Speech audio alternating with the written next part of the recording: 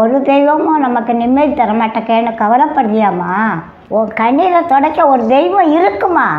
உன்னோட அழுக சத்தம் அவருக்கு காதுக்கு மட்டும்தாம்மா கேட்கும். ஏசப்பாவுக்கு காங்கிற தெய்வம்னு ஒரு பேர் இருக்கு, உனக்கு தெரியுமாம்மா? உனக்கு அவருக்கு காங்கிற தெய்வம்னு பேர் வச்சது உனக்கு யாருன்னு தெரியுமாம்மா? உன்ன மாதிரி ஒரு பொண்ணுதாம்மா அவருக்கு காங்கிற தெய்வம்னு பேரே வச்சான்.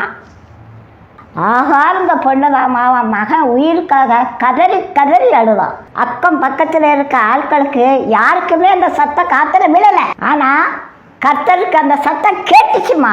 கர்த்தர் உடனே கீழே இறக்கி வந்து ஆகாளையும் அவ பிள்ளையும் உயிரோட காப்பாற்றிட்டாருமா.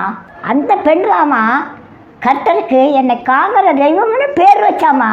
ஓ அழுக சத்தமும் அவர் காத்துல கேட்குமா, இறங்கி வருவாருமா. நீ கவலைப்படாதம்மா, நீ நல்லா இருப்பம்மா.